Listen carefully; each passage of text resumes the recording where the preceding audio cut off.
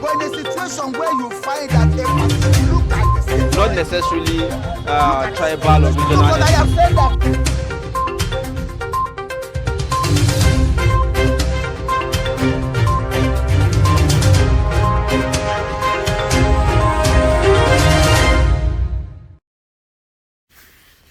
All right, thank you for staying. And now let's begin with the Daily Trust newspaper. This morning we have some of the very interesting stories, really. Investigation by Daily Trust. Promotion racket rocks road safety. Yes, the 3 R's. Racket rocks road safety. So that's where we'll be looking at, the riders that says Yobe, Sokoto, Bayelsa, Rivers shortchanged. Others, Oyo, Edo, Enugu, Ebonyi, others favored. List of promotable officers not for public, and that's according to the FRSC. I believe that will be upon request by Daily Trust for the list of the promoted officers. Corps Marshal overstays the riders to that story. And then the pictorial there we showed you suspected criminals paraded by Jigawa Police Command yesterday, and you could look at the motorcycles and the arms that were seized from these guys. Really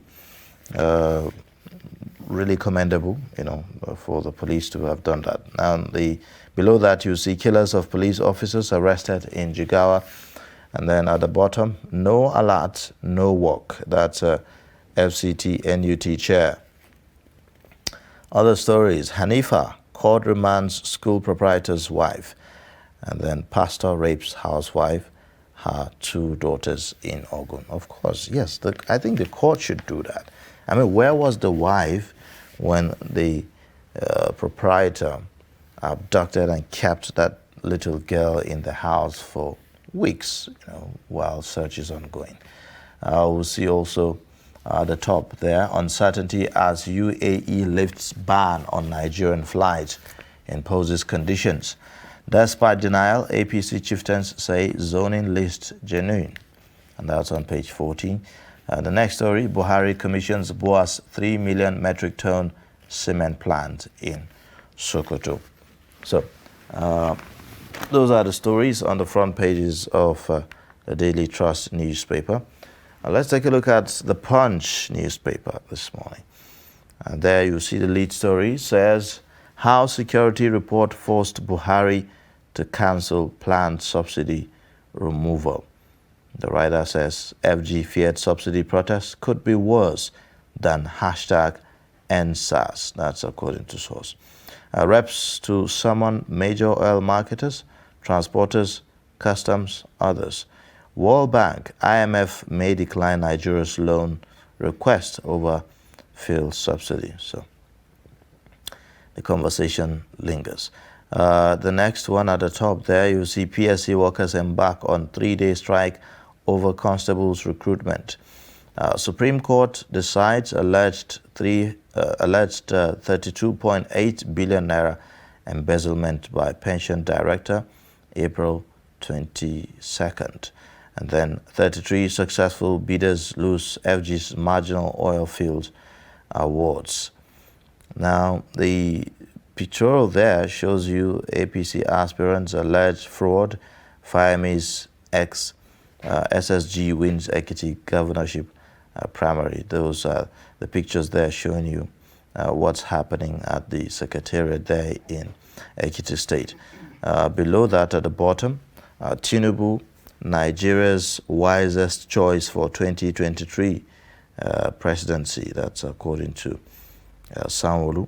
And then Ogun, pastor arrested for camping, feuding housewife.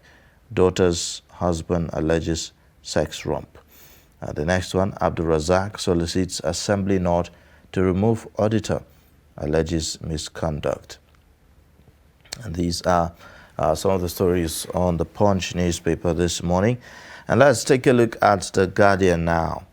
On the Guardian newspaper, you have 7 boycott Ekiti Guba primary over alleged manipulation. The lead story talks about discos face imminent collapse, wallow in debt. The rider says, no disco declared dividend 8 years after privatization. Buying electricity assets with loans, misplaced priority, say experts. Banks may run into regulatory sanctions over non-performing electricity loans. And then you see also 202 billion naira MDA's debt. Insecurity, theft, lax corporate governance pose fresh challenges. And then you see Gencos suffer investment shortfall over discourse load rejection. At the bottom, AIB begins probe of police helicopter crash in Bauchi. 3 die, 25 houses razed in Delta gas tanker explosion. Council boss uncovers illegal mortuary where corpses of kidnapped victims are deposited in rivers. The next one, Northwest APC legislators endorse Bellows presidential bid. At the bottom there, NEDC consults with MDA's security agencies on Northeast Stabilization Development Master Plan. Now the pictorial there shows you the president alongside the governor of Kano State, Kebbi State, the governor of Sokoto State, the Sultan of Sokoto, and the governor of Central Bank of Nigeria, that's Godwin Emefiele, and the Kwara State governor, Abdurrahman Abdurrazak, yesterday during his visit. Well, these are some of the stories on the front page of The Guardian this morning. Let's take a look at the Nation newspaper now. On the Nation newspaper, the lead story talks about Buhari to military, don't spare bandits and terrorists. The next one, the riders, talks about Northwest security situation giving me sleepless nights. Poor weather stops president's Zamfara visit. Yesterday we saw the video in which the president was extending his apology to the citizens, or I would say rather indigents of Zamfara state, over his inability to visit the state to condole with the state over recent attacks by bandits there. That's where he's given this order. Then at the top there you see Fashola, we have achieved more than US in infrastructure. All right, we get to see how that is. Pick a copy of The Nation. On page 28 you find details of that. And then don't abandon power shift to South. Ohaneze cautions, and that's on page 25. Dangote Cement mops up 35.1 billion naira shares. VAT controversy affected remittances, says FIRS. And then at the bottom there, Sanwo-Olu, Tinubu has qualities to succeed Buhari. So those are political campaign there, I would say, ahead of the 2023 election. All right, now let's get perspectives on all of these stories. We have in the studio, like I told you, Nuruddin Abdullah, editor, 21st Century Chronicle, to give us perspectives. Good morning, and Good morning, welcome to Daybreak. Thank you. All right. Well, very interesting stories, really. The conversation about, this investigation by Daily Trust, let's take a look at it. Promotion racketeering is a big issue in Nigeria's civil service, isn't it? When you look at, the corruption in all of that, and nepotism, and now what we are seeing is that some states are being shortchanged, based on this investigation. Yes, what is happening at the Road Safety Commission is nothing new, like you rightly said.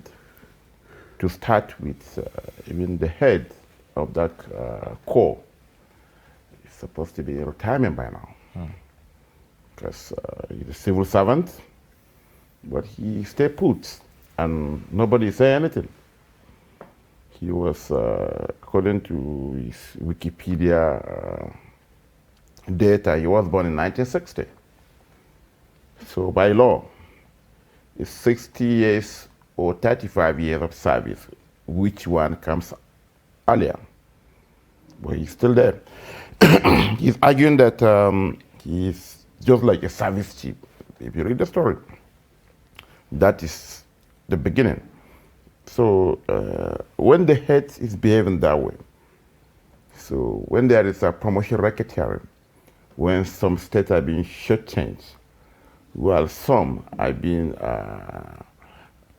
extremely favored, because there is a particular state, one of the states where the co-marshal came from, they have 2 assistant co-marshals, or equivalent of AIGs in the police. But still, people were being called from the states to do promotion exams to that same rank.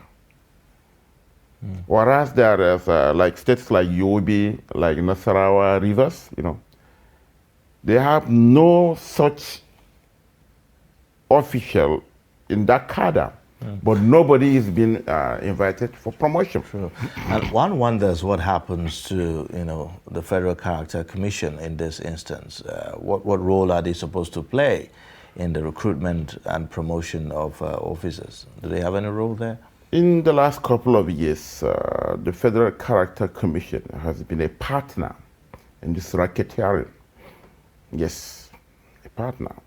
Because they have been reduced toothless bulldog. They have been reduced to simply partners in crime. And what happened actually was, there was a time for a very long time, for a stretch of almost 3 years, the commissioners, every state or 2 have a commissioner at the board of the commission, the Federal Character Commission. They have retired, the tenure expired, but they were not reappointed. So at the time, I think the secretary was acting for almost 2 years. But recently, I think more appointments have been made. What simply people do, head of agencies do, is write the Federal Character Commission for a waiver. They do fresh recruitment, but they call it replacement. They will just say, okay, so if it is replacement, according to them, there is no need for publication of vacancies. That's what happened. They write them that they are doing replacement, whereas the Federal Character people know that there is nothing like replacement. Okay, they will seek for a waiver. They will be granted a waiver. How? Does the Constitution allow for that? I don't know. It's simply fraudulent transaction. What they do is, you are the head of an agency, you write for a waiver to employ, let's say, 50 people. So what you need to do is, there are maybe 36 commissioners. You give them positions. The chairman, you give him, he gets higher. Then you employ 200. Recently, remember at the beginning of this Senate in 2019, it happened with FIRS. FIRS donated, to use that word, about 100 slots to the senators. The sharing caused serious confusion. You remember, it was in the papers. So that has been the recurring dismal. Federal character has been grossly violated by these sort of agencies. They simply bribe them, and they look the other way. I remember there was a time... It looks like, even promotions these days is highly politicized. You get... So it's not just enough to even be in the service, for you to be recruited into the service, but as to even getting promoted, you have to have some senator or some lawmaker supporting you, or some top shot in government, recommending you for promotion and all of that. That's true. If you read the story, the rest of it is officially saying that you should write a petition. So one of the people spoken to in the story said, why should I write a petition to be invited for a promotional exams? Just to collaborate what you're saying. So the corruption is endemic. It has eaten into the fabrics of the system. And unfortunately, people in authority who should right these wrongs look the other way. Road safety is not the only agency. Road safety is not a grade A agency. It's not even a grade B. It's a grade C agency. What do you expect from an NPC, CBN, NDIC, FRS, and the likes? So the corruption is so endemic. So look at it now. The head has overstayed. He's saying that he's like a service chief. Only the president hire him and can fire him, even though he has overstayed. He's more than 60. So these are the things, and maybe the Senate, the National Assembly will call them. Which is why a lot of experts, raised issues of precedence. At the time that the president, a lot of people, cried over the overstaying of the service chiefs, even the president extending his administration and all of that. I mean, we've seen that across different agencies, even with the Nigerian police, and sure. That. So, I mean, maybe he is right to say that, looking at all of this. Yeah, unfortunately, there are so many agencies without even heads. I remember Fiscal Responsibility Commission. The chairman, tenure expired during Jonathan. I remember this. All the commissioners, so the commissioners from the various zones acted until their time equally expired. So the secretary of the commission was the one acting. He acted for more than 7 years.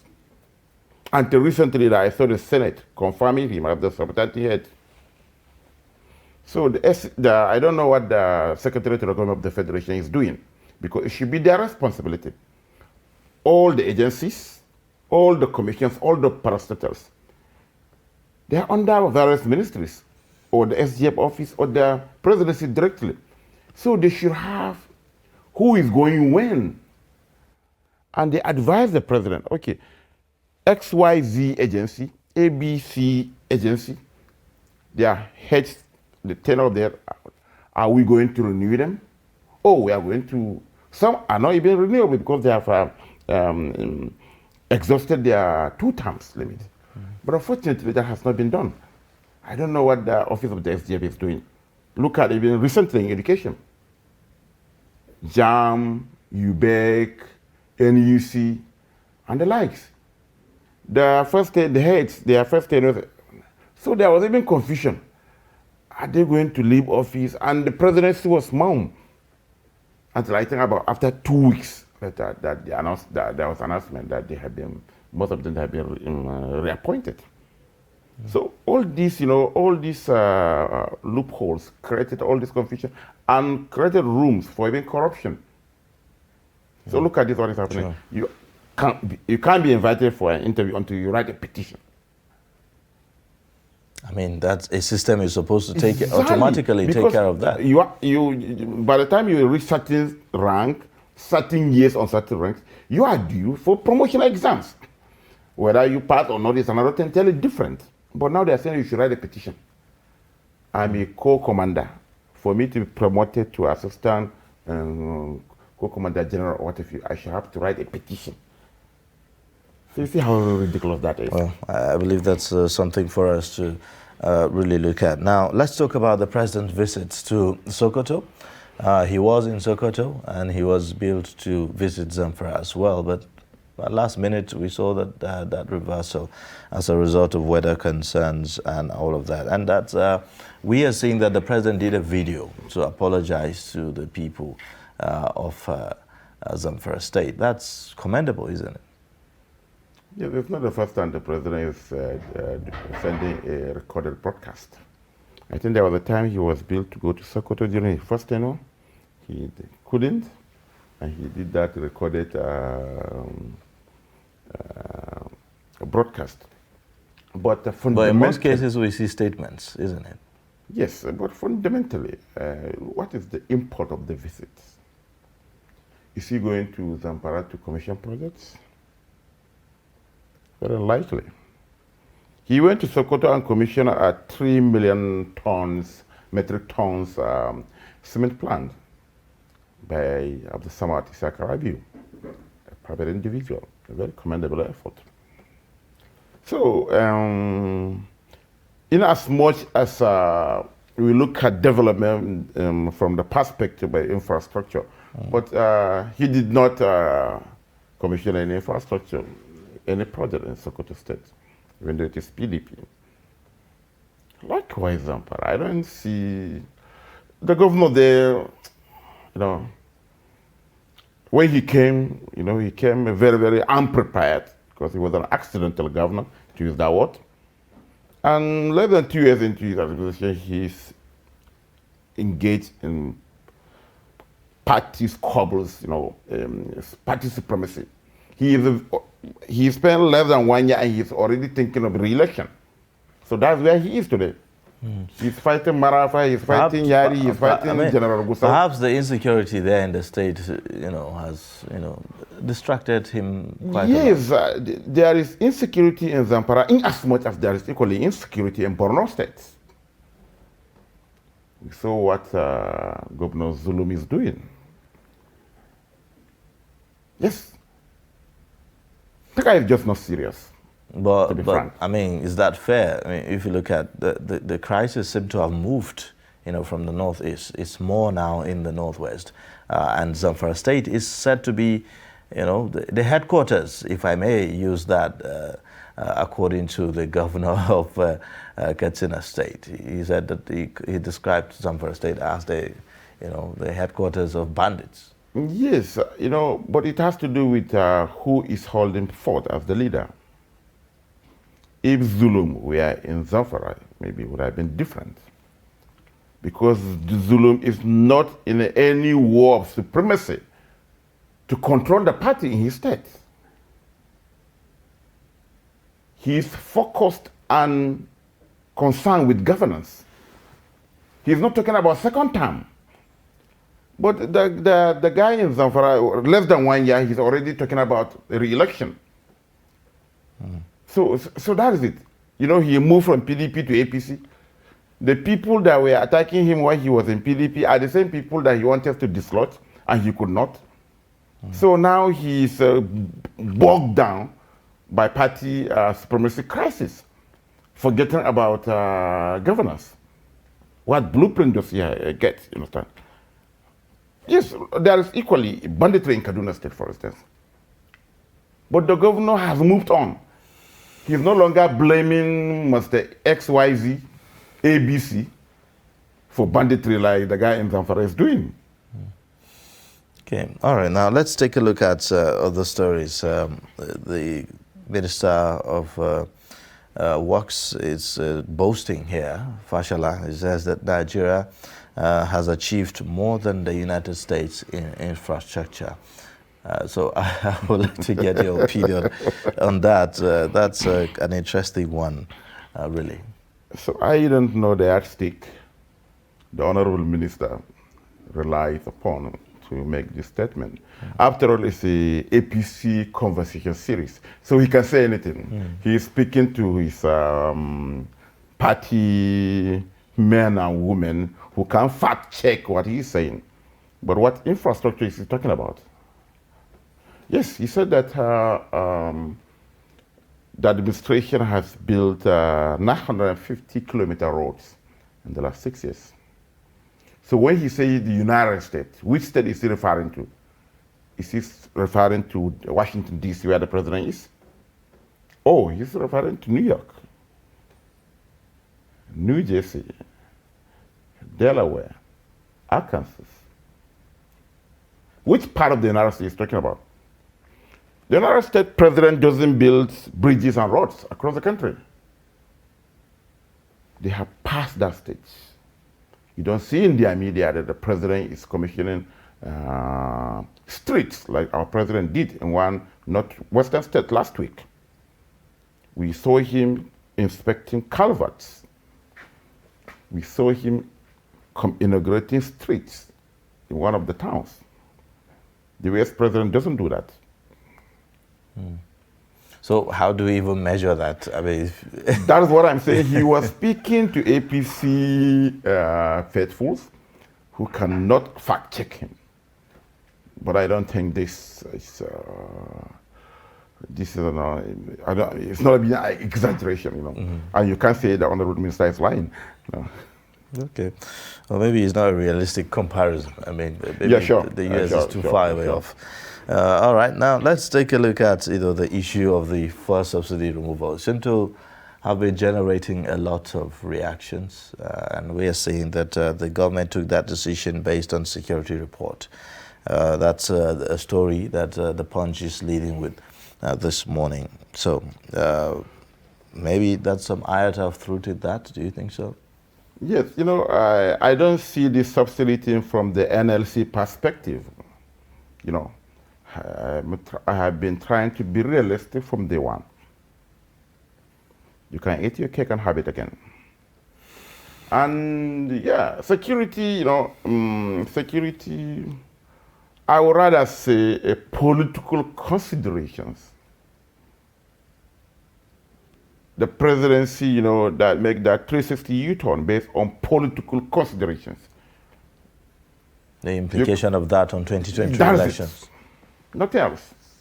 If there is NSAS protest, what does it mean? That the ruling party will not be re-elected.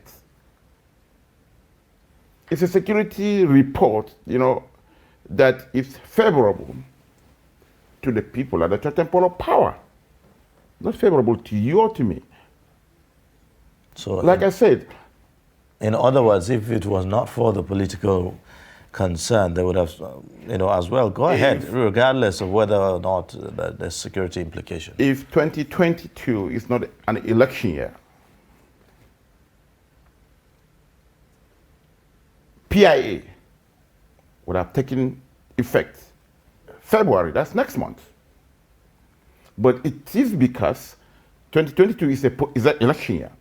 And that's why, even this extension, that's why more than 450 billion was budgeted for subsidy for the 6 months. You understand? And again, I don't know, we'll put the cart before the horse. PIA is not new. PIB is not new. It has been there since 2000. Obasanjo was there for 8 years. Erado was there for 2 years. Jonathan was there for 6 years. It is not, they saw all these things. And now what will now happen? I mean, with IMF, putting that as a requirement for Nigeria, before they will grant, us that loan. So now that we have not been able to remove the subsidy, it means that no loan for Nigeria. Sure, and when there is no loan for, look at it, already our 13 trillion 2022 budget has over 6 trillion deficits, which will be financed through this bilateral and multilateral loans, mostly from the IMF and other multilateral organizations. So now we are, because of this political consideration that forced the president to revert, to suspend the PI implementation. Now there is an additional 2.5 trillion added to already the 500 billion, making it 3 trillion now. So, and mark you, they said our debt sustainability ratio is still positive. It's negative, sorry, because we have not exhausted our threshold. Our threshold is 40% of the GDP, but now we are about 37%. So only 3% on. Who will give us the loans? If NNPC will not be bringing money to FARC every month, then it means that workers across almost more than 34 states across the country cannot pay salary. So that's the implication. And take a look at this. Do you know how? What Nigerians can get from 3 trillion? I'm thinking of that. I mean, within a short time, what can happen really? Because aside having the money, I mean, we need to. We have to go now, cap in hand, begging for loans, because NNPC will be paying this subsidy, and when they are paying this subsidy, they will not be bringing money to FARC. Therefore, states, more than 30, 36 of them, 35 of them, I think minus Lagos, who rely on FAC to pay salaries, will be having it difficulty. So the best option now is to go cap in hand, maybe to China, and China don't give you money. They fund infrastructure through their Exim Bank. The people that give you money are the IMF, the Bretton Woods, and they are angry that subsidy is not sustainable. And maybe another thing is, if you look at, divide the over 60 million liters PMS we consume in Nigeria by 36 states. If you are from Plateau, Nasarawa, Benue, Gombe, Jigawa, Borno, or Yobe, how many liters do motorists consume daily? Very insignificant compared to Abuja, Kano, Lagos, Port Harcourt, maybe and Kaduna. And now you are channeling 3 trillion to subsidize people that live in Abuja, that live in Kano, that live in Kaduna, that live in Lagos and Port Harcourt, at the detriment of the people that live in these states I mentioned. So who is subsidizing? Who is enjoying the subsidy? You have maybe more than 10 heavy-duty PMS gasoline and vehicles in your house. I have only maybe one small jalopy in Karina E that I consume less than 10,000 fuel in a month. And now I'm now saying that no subsidy, no subsidy. Whereas you are the one enjoying the subsidy. But anyways, we'll look at more of this. Let's go on a quick break now, and then when we come back, we'll take a look at some more stories on the front pages of our papers today. Nuruddin Abdullah, 21st Century editor, is still with us here in the studio. Stay with us.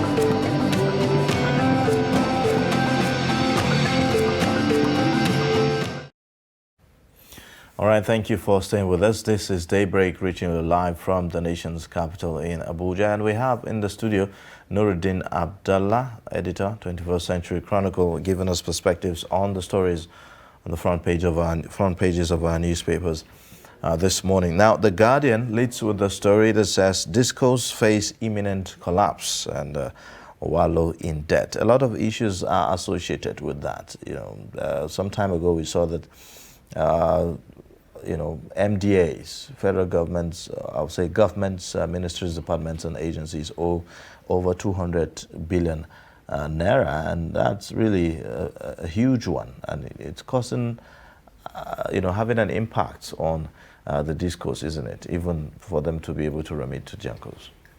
Yes, but that is not enough reason. If PHCN, the defunct PHCN, is complaining that the MDAs are owing them, we can understand that because PHCN at that time was owned by government.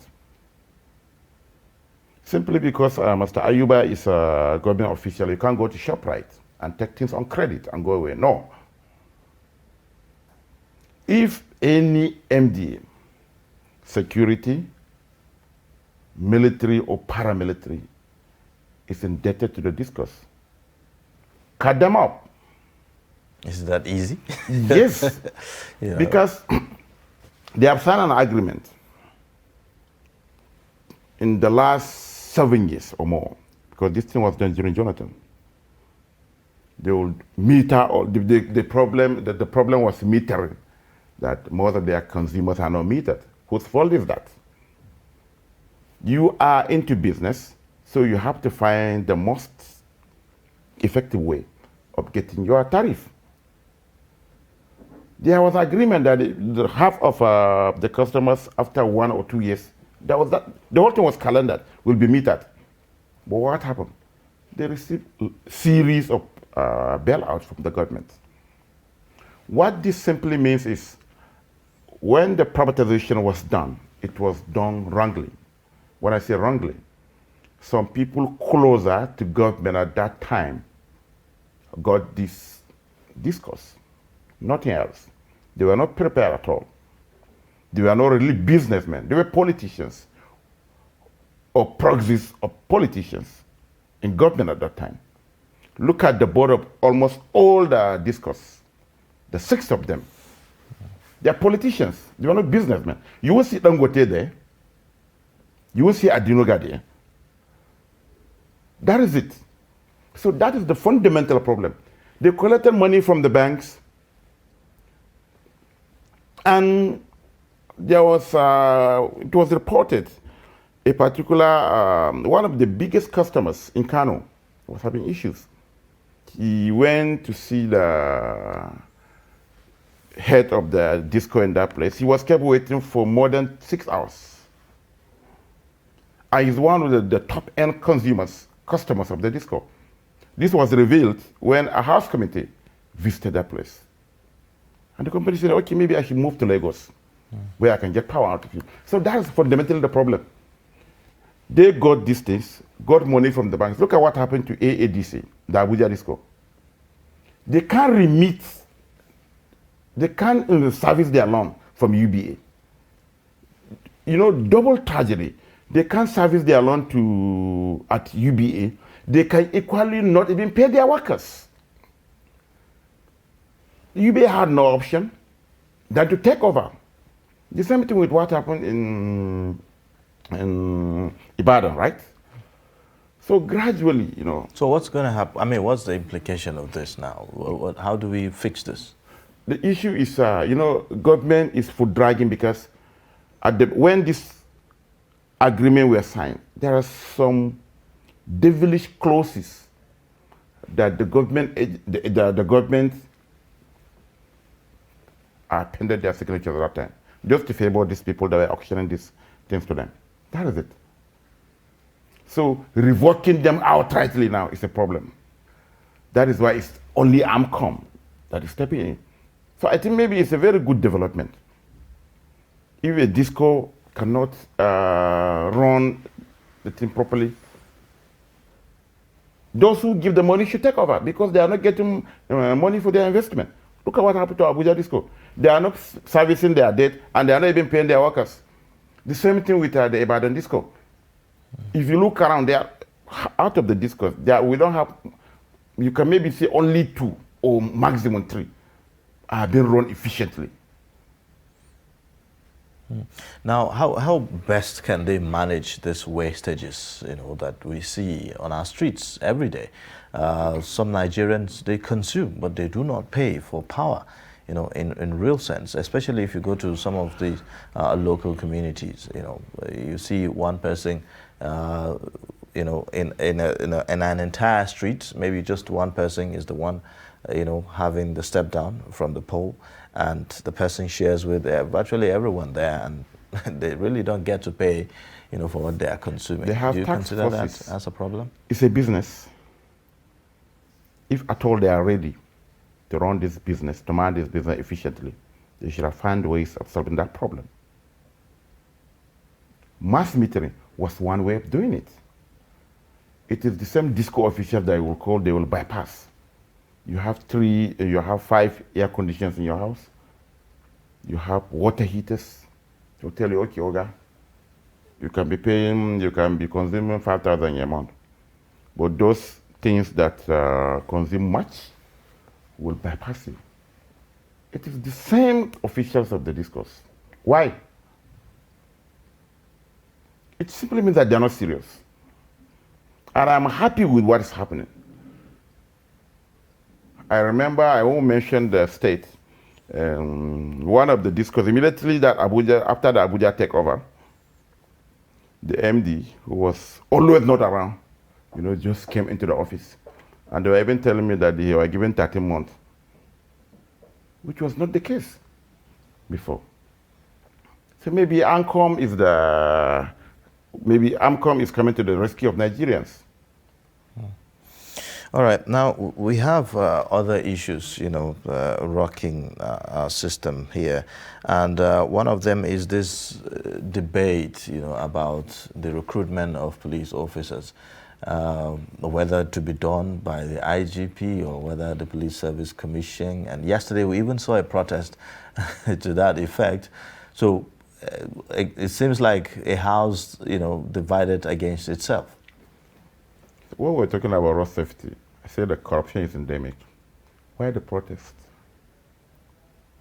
What is special about handling the recruitment process? If I ask you,